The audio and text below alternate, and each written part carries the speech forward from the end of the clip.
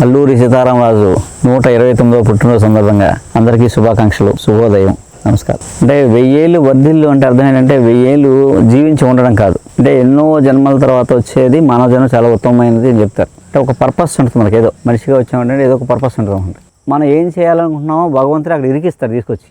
ఆ పనిలో మనం ఏదో పర్పస్ వచ్చాం కదా, మనం మర్చిపోయినా సరే ఎప్పటికప్పుడు దాంట్లో తీసుకొచ్చి ఇరికిస్తాడు. అలా మనందరినీ ఇరికించాడు ఇక్కడ ఈ అల్లూరి ఆయన నడిచిన నడయాడిన ఈ మన్య ప్రాంతంలో ఏదో ఒక సర్వీస్ చేయడం కోసం మనం ఇక్కడ అందరం రాగలిగాం. మనం అదృష్టంగా భావించాలి ఇది. సో విషయం ఏంటంటే అల్లూరి సీతారామరాజు అంటే అందరికీ విప్లవకారుడని, విప్లవ జ్యోతి అని చెప్తారు. ఆయన విప్లవకారుడుగా ఎంత తెలుసో అసలు ఏంటంటే ఆయన అవధూత, బ్రహ్మచారి, ఖాళీ ఉపాసకుడైన, ఆయుర్వేదం, మూలికా వైద్యం, ఆస్ట్రాలజీ, వాస్తు, ఖండయోగం, మల్ల యుద్ధం, కత్తి యుద్ధం, ద్వంద్వ యుద్ధం, రాజనీతి, వీటిలో ఆరితేరిన వ్యక్తి అండి ఆయన. మొట్టమొదటి ఇక్కడికి వచ్చినప్పుడు అంటే నాకు చాలా కొంచెం తెలుసు. సీతారామరాజు నుంచి తెలిసింది, బయటికి తెలిసింది ఎంత చెప్పినా 10% మాత్రమే.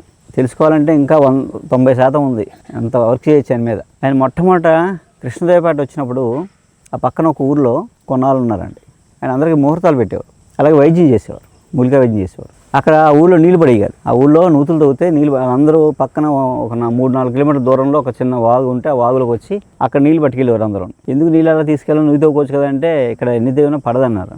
ఎందుకు పడదరా అని చెప్పేసి ఒక కొబ్బరికాయ కట్టి తీయని రాంటే నీళ్ళు పడ్డాయి. ఆ నువ్వు ఇప్పటికే ఉంది. ఆ నీళ్లు ఎవరైనా పిల్లలు వెళ్ళారనుకోండి, ఆ నీళ్ళు ఇచ్చేవాడు ఆయన. ఆ నీళ్ళు తాగితే పిల్లలు పుట్టేవారు. ఇప్పటికీ పాతకాలం వాళ్ళు ఆ నుయ్యికి వెళ్ళి నీళ్ళు తాగుతారు పిల్లలు పుట్టకపోతే. అలా చాలా ఎన్నో అద్భుతాలు ఆయన. బ్రిటిష్ వారి మీద చేసిన యుద్ధాలు మన అందరికీ తెలుసు. అందరూ ఏమనుకుంటారంటే సీతారామరాజు అంటే అల్లూరి సీత అనేది ఒక అమ్మాయిని ప్రేమించి వివాహం చేసుకున్నారని చెప్తారు. ఈ సినిమాలో వచ్చిన మార్పు కానీ అసలు యాక్చువల్గా ఆయన ఏమో పెళ్లి చేసుకోలేదు, బ్రహ్మచారి. సీత అనేది వాళ్ళ చెల్లి పేరు సీత. ఆ సీత, ఆ బావగారు, వాళ్ళ అమ్మగారు ఈ పైడిపుట్ట అనే గ్రామంలో కొన్నాళ్ళు ఉన్నారన్నమాట. ఈయన ఏం చేశారంటే ఈ నెట్టు వెళ్ళకూడదు, నువ్వు ఇక్కడే ఉండు, నువ్వు బయట తిరగడానికి వీల్లేదు అంటే ఈయన ఉనికి కనిపెట్టారు వాళ్ళు. ఇంత ప్రమాదం, ఈయన అంతా తిరిగితే అడిగంతా అని ఇక్కడ మన్నెలు తిరగనకూడదు, ఒకసారి లాక్ చేయని చెప్పేసి ఇక్కడ పైడిపుట్ట అనే గ్రామంలో ఒక 50 ఎకరాల పొలం ఇచ్చి నువ్వు ఇక్కడ వ్యవసాయం చేసుకుని ఇక్కడే ఉండు, నీ ఎవరిని కావాలని ఇక్కడే నీ మీటింగ్ లేని, నీ ఎక్కడ తిరగడానికి వీల్లేదు అని ఇక్కడ ముంచారు. అది పైడిపుట్ట. ఇది రావి చెట్టు రచ్చబండ. ఈయన ఇక్కడ ఈ తపస్సు కోవడం మీద తపస్సు చేసుకోవడం, ఈ నదిలో స్నానం చేయడం, ఇక్కడ అందరికీ వచ్చిన అందరూ ఇక్కడ కలిసి ఇక్కడ మా సమావేశాలు చేయడం అలా చేసేవారు అన్నమాట. కొంతకాలం ఉండి మళ్ళీ నేను హిమాలయాలో వెళ్ళిపోతాను ఇక్కడ ఉన్న చెప్పేసి పోలీసులు చెప్పి ఈ ఆస్తితో నాకేం సంబంధం లేదు, నాకు అక్కర్లేదని రాసి లెటర్ కూడా ఇచ్చేసి నేను వెళ్ళిపోవడం జరిగింది. మళ్ళీ అలా అది ఈ పైడిపుట్ట యొక్క నాకు తెలిసిన చిన్న చరిత్ర. సో అదే పైడిపుట్టని మనం ఒక పర్యాటక కేంద్రంగా ఏదో చూసాం వెళ్ళిపోయాను కాకుండా ఇది ఒక నాలెడ్జ్ హబ్. ఇక్కడే మూలికా వైద్యం గురించి ఒక మ్యూజియము, మూలికా వనం అంటే పార్కు, ఆయుర్ పార్క్ అని ఒక ఆయుర్వేదం పార్కుతో పాటు ఇక్కడ యాస్ట్రాలజీ ఇలాంటివి కూడా నేర్పే విధంగా ఒక వేదం నేర్పేలా కూడా మనం దీన్ని ఒక అభివృద్ధి చేయాలనేది మన సంకల్పం. సో ఇది ఖచ్చితంగా అవుతుంది. ఆయన అమ్మవారు ఉపాసకుడు కాబట్టి అమ్మవారు ఆలయం కట్టుకోవడం కాబట్టి ఇది అద్భుతంగా మనం రాబోయే రోజుల్లో వస్తే ఇక్కడ ఏదో నేర్చుకోవాలి, ఏదో ఒకటి నేర్చుకోవాలి. ఆయన అలా అందరికీ నేర్పేవాడు. ఆయన వైద్యం నేర్పేవాడు, అన్నీ నేర్పేవాడు, విలువిద్య నేర్పేవాడు. అలా ఆయన అంటే వీళ్ళ మీద వాళ్ళ అరాచకాలు చూడలేక ఆయన ఉద్యమం చేయాల్సి వచ్చింది. ఆయన చేసిన తక్కువ కాలమే కానీ 1000 అది మర్చిపోం. అది ఆయనలో స్ఫూర్తి. అంటే ఇప్పుడున్న యువతకి అలాంటి స్ఫూర్తి నింపగలిగితే అందరూ మంచి సక్సెస్ అవుతారు. అంటే రాబోయే రోజులు ఏమవుద్దంటే ఇవి కూడా మర్చిపోతారండి. వివేకానంద అంటే ఎవరు అని అడుగుతారంటే ఎవరిని అడుగుతారో ఏ అని అడుగుతారు. అలాంటి పరిస్థితి వస్తుంది. ఇప్పుడు సీతారామరాజు అంటే ఎవరు ఏ అని అడుగుతారు అన్నమాట. ఏం చెప్తుంది, మనం ఏం చెప్పామో అదే చెప్తుంది. పెట్టినోడికి ఏం తెలుసో అది చెప్తాడండి, అదే చెప్తుంది అది. అంతేగాని కొత్తగా ఏం చెప్పలేదు కదా, రూట్లో ఏం చెప్పలేదు. సో రూట్లో ఉండాలంటే ఇలాంటి దాంట్లో మనం ఆ నిక్షేపం, ఆ చరిత్రని నిక్షిప్తంగా ఉంచగలిగితే నెక్స్ట్ తరం దీనివల్ల వాళ్ళు ఉద్ధరింపబడతారు. అందుకు ముఖ్య ఉద్దేశం అండి. అయితే ఇక్కడ మనం మూలికా విషయం చెప్పుకుందాం కాసేపు. 1000 నుంచి 1500 రకాల మూలికలు ఇక్కడ ఉన్నాయి. ఇది అద్భుతమైన ప్రదేశం. ఇది ఇంత వన సంపద ఉన్న మూలికలు ఉన్న ప్రదేశం భారతదేశంలో ఎక్కడే లేదు. అలాగే ఆధ్యాత్మికంగా కూడా ఇది మినీ హిమాలయస్.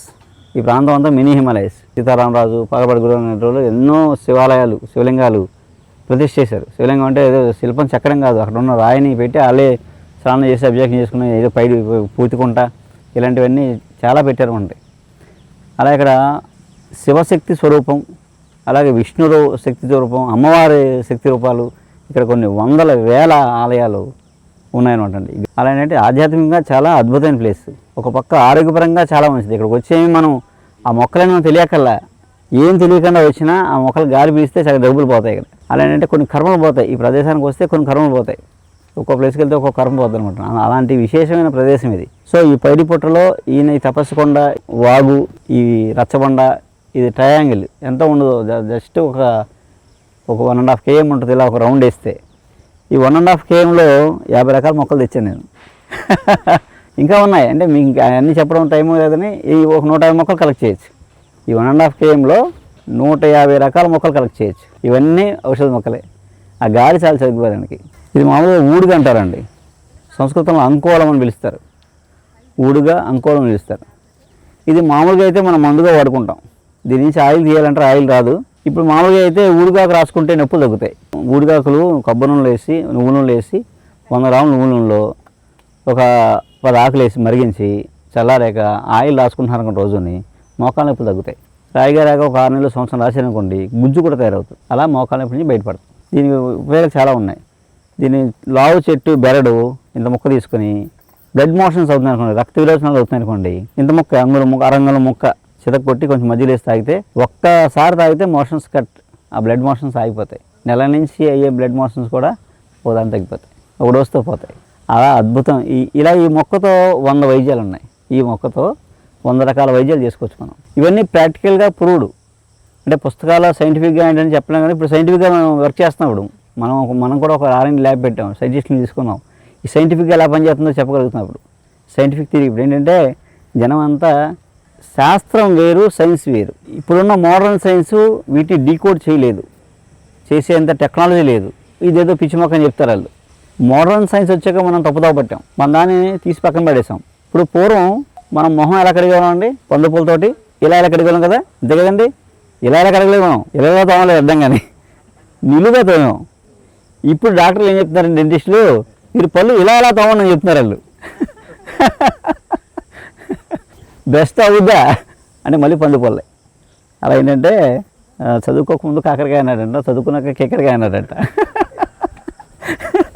భారతదేశం ఆయుర్వేదం అంటే కేరళ అని చెప్తారండి, కానీ కేరళకి ధీటుగా ఆంధ్రప్రదేశ్లో ఈ తూర్పు కళలను అభివృద్ధి చేయొచ్చు, అంత వనరులు ఉన్నాయి. అది మా ఉద్దేశం. మేము ప్రైవేట్ చేస్తాం మీ ఓన్గా. యాక్చువల్గా గవర్నమెంట్ చేయించవచ్చు, కానీ గవర్నమెంట్కి ఏదో పేపర్ మీద చూపించడం, పాపులెంట్గా చూపించడం కాదు, మనం ప్రాక్టికల్గా చేసి చూపిద్దామని ఈ 1500 రకాల మొక్కలు అక్కడ పెంచుతున్నాం. కూరగాయలు కూడా వచ్చినాక అక్కడ వడ్డిస్తామంటండి. అలా పైపు అవుతుంది. నెక్స్ట్ ప్రాజెక్ట్ పైడిపుట్టలో చేస్తాం. సో దీనివల్ల ఏంటంటే ఎంతోమందికి ఇక్కడ గిరిజనులకి చదువుకున్న వాళ్ళకి బయటికి వెళ్ళి ఉద్యోగాలు చేయాలక్కల, ఇక్కడే వాళ్ళకి ఉపాధి కల్పించగలుగుతాం. అది మా ఉద్దేశం. ఇది వేసుకోవచ్చు, మామిడి చెట్టు కింద ఇంకో చెట్టు కింద వేసి రచ్చబండ చేసి కదా.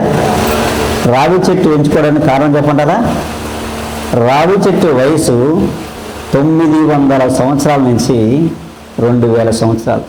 ఇంకా స్పిరిచువల్గా చెప్పాలంటే ఏ వృక్షమైతే కాయలు పూలు పూయకుండా కాయలు కాయగలదో అది జ్ఞానాన్ని, సంతానోత్పత్తిని కలిగించగలదు. అందుకు మనం సంతానాన్ని వేప చెట్టు, రావి చెట్టు వేసి ప్రదక్షిణ చేస్తాం. ఆ చెట్టు గాలి పిలిస్తే సంతానం కలుగుద్ది. ఆ చెట్టు కింద కూర్చుంటే జ్ఞానం పెరుగుతుంది. జ్ఞానం ఎలా పెరుగుద్ది అంటే, మన పూర్వీకులు తుఫాన్ ఎప్పుడు వస్తుంది, భూకంపం ఎప్పుడు వస్తుంది, వరదలు ఎప్పుడు వస్తాయి, ఎండ ఎప్పుడు కాస్తుంది అని ఎలా కనిపెట్టారు తెలుసండి? రావి చెట్టు ఆకు కొస ఉంటుంది, కొస పొడుగ్గా ఉంటుంది, అది రింగి తిరుగుతూ ఉంటుంది.